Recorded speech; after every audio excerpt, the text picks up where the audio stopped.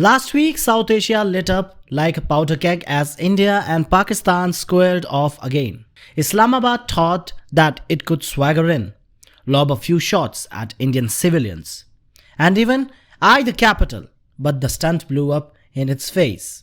Word on the street, Pakistan's prized F-16, a handful of JF-17s, and a whole radar nest got torched, and the whispers that a slice of its new kit might have taken collateral damage. Talk about a self-inflicted humiliation.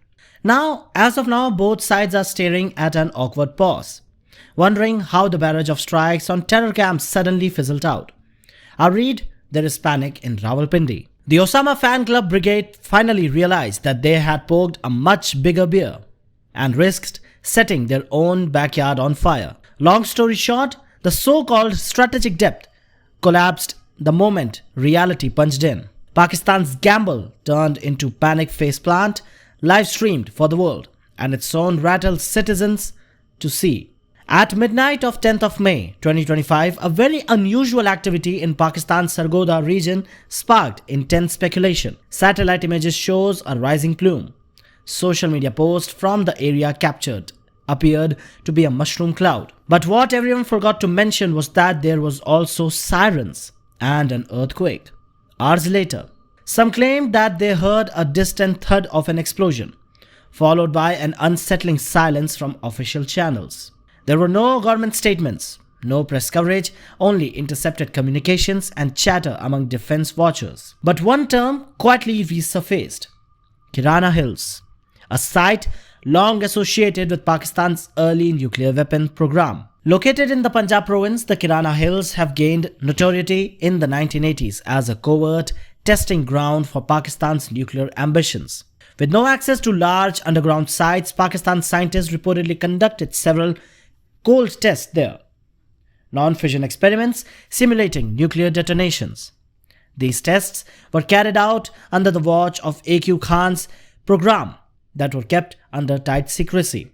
Western intelligence, India's RAW, and even Soviet satellites reportedly monitored the area but avoided open disclosures. Fast forward to 2025, defense analysts are now saying that the increased military activity around Kirana Hills say something.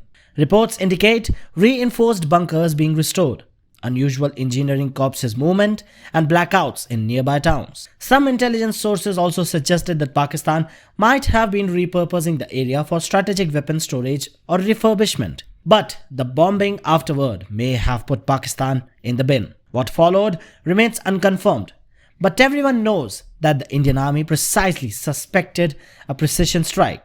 What followed remains unconfirmed, but what everyone knows that there was a missile or a drone strike, possibly carried out by India using BrahMos Block 3 cruise missile, that allegedly hit a sensitive target within the region. Now, the nature of the target remains unclear, with speculation ranging from tactical nuclear asset to outdated missile material storage.